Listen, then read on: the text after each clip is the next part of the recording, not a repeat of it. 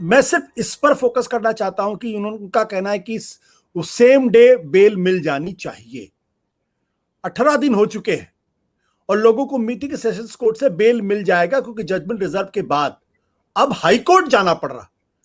ये क्या, क्यों हो रहा है, किस लिए हो रहा है, क्या कारण आपको समझ में आता है?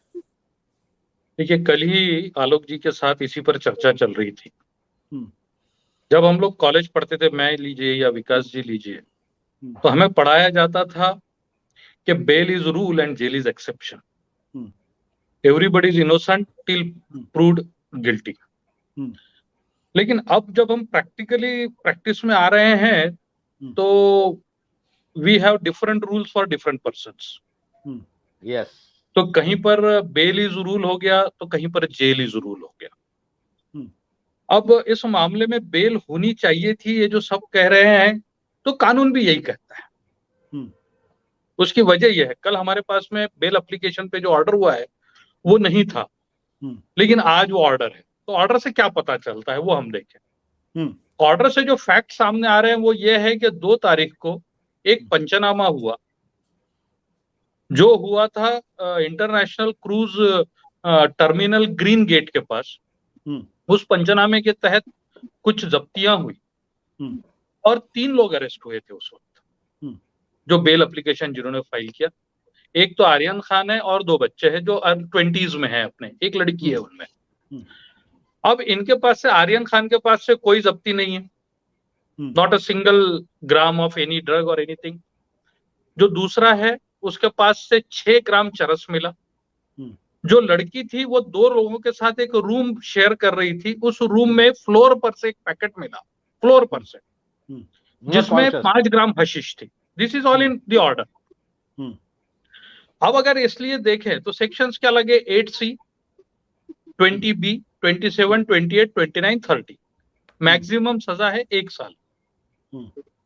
अगर सीआरपीसी का हम शेड्यूल देखें तो ये, जैसे विकास जी ने कहा, ये बेलेबल ऑफेंस है। अब बेल हो जानी चाहिए थी, बेल नहीं हुई, तो सेशंस कोर्ट ने नहीं देने की जो रीजनिंग दिया है, सबसे पहले तो ये कहता है कि वो जो साथ में लड़का था दूसरा, उसके जूते में छुपाया हुआ जो था, उसके जूते में छुपाया हुआ था वो जो 6 ग्राम मर्चेंट। हाँ, मैं नाम जानबूझ के नहीं ले रहा हूँ। क्या होता है, मीडिया ट्रायल हो जाता है और इतनी बदनामी होती है कि बाद में कितने भी प्रोग्राम्स लीजिए आप, उनकी बदनामी खत्म नहीं होती। तो जूते में छुपा हुआ था। अब जूते में छुपा हुआ था तो ये कहते हैं कि आप, इन्होंने जो एनसीबी के ऑफिसर को बयान दिया, कहा कि मुझे पता था इसके जूते में, इसलिए कॉन्शियस पोजीशन। नंबर 2, व्हाट्सएप के चैट जिसके साथ कोई सर्टिफिकेट जुड़ा नहीं था, जो चाहिए इंफॉर्मेशन टेक्नोलॉजी के एक्ट के हिसाब से, लेकिन वो ट्रायल के वक्त देखा जाएगा। लेकिन आज ये चैट है, यानी टच में था ये लोगों से। नंबर 3, ये इन्फ्लुएंशियल है। ये 3 ग्राउंड्स पे बेल एप्लीकेशन रिजेक्ट की गई। मौकरी। अब ये तो सब जाने दीजिए, हाँ बिल्कुल सख्त सजा होनी चाहिए, बल्कि फांसी चढ़ा देना चाहिए अगर कानून इजाजत देता है। लेकिन एक सेक्शन है 64A एनडीपीएस एक्ट का, जो ये कहता है कि जिनके पास में इतनी मामूली क्वांटिटी मिली है, जो कमर्शियल क्वांटिटी नहीं है, और अगर वो एडिक्ट है या उसके पास मिली और वो अपने आप को ऑफर करता है कि मैं किसी ट्रीटमेंट सेंटर पे जाकर के अपना ट्रीटमेंट करा लेना चाहता हूं, तो उसके खिलाफ कोई प्रोसिक्यूशन नहीं चलाया जाए। This is 64A। तो ये सामने आ ही नहीं रही है कि क्या इनको ये ऑफर किया गया था कि भैया आप ट्रीटमेंट कराना चाहते हो तो आपको जेल में नहीं रखेंगे, हम ट्रीटमेंट सेंटर पे भेज देंगे। हम ये सब एक्सेप्ट कर रहे हैं। तो ये बड़ा मसला है। दूसरा एक सवाल ये है कि ये किस अथॉरिटी ने एक्शन लिया है। मुझसे कल आलोक जी ने यह सवाल पूछा था, लेकिन मैं पूरी तरह रेडी नहीं था। एक दिल्ली हाईकोर्ट का, विकास जी जानते होंगे, एक जजमेंट आया था कुलवंत सिंह की केस में, जिसमें दिल्ली हाईकोर्ट कहता था कि एनसीबी ये रेगुलर पुलिस है ही नहीं, ये अथॉरिटी है ही नहीं इस तरह की कार्रवाई करने के लिए। Correct. So what is NCB?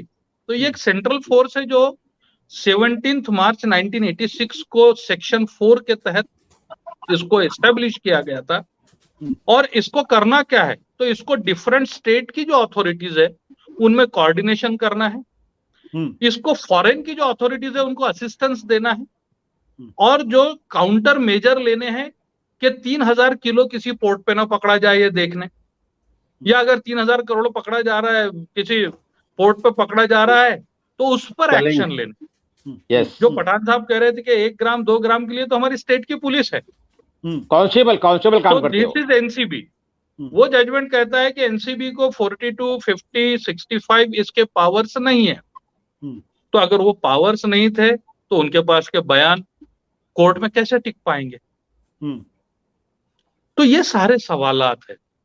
तो ये एक बड़ा इंपॉर्टेंट क्वेश्चन आज है, इस केस को साइड में रखिए। जो सुप्रीम कोर्ट ने सीबीआई के बारे में कहा था कि it is a caged parrot, क्या सारी सेंट्रल इंस्टीट्यूशंस के साथ में, सेंट्रल एजेंसीज के साथ में ये हो रहा है? Are they being used as henchman 100% या शार्प शूटर? यस, इन सवालात के भी जवाब हमको ढूंढने होंगे अगर हमको डेमोक्रेसी कायम रखनी है या रूल ऑफ लॉ कायम रखना है। फिरदौस भाई, आपने बहुत ही इंपॉर्टेंट बात कही। आपने कहा कि इनके पास ये अधिकार ही नहीं है। अगर अधिकार नहीं है तो सेशंस कोर्ट को यह बात दिखती क्यों नहीं है? आर्गुमेंट्स जो मैंने पढ़े हैं उसमें ये आए नहीं है। अब हम लोग अक्सर ये कहते हैं कि कोर्ट की आंखों पे पट्टी बंदी है तो उसको बतानी पड़ती है कई चीजें। तो उनके जज ऑर्डर में कहीं लिखा नहीं है इस बारे में, और ये एक ही जजमेंट मुझे नजर आया। क्या इसका मतलब ये है कि शाहरुख खान के वकील अपना होमवर्क ठीक करके नहीं जा रहे? देखिए, ये नहीं कह सकते। मैं किसी प्रोफेशनल पे ये सवाल नहीं कर सकता, लेकिन I respect that and I leave that question. सत्य हिंदी का ऐप डाउनलोड करें गूगल प्ले स्टोर पर।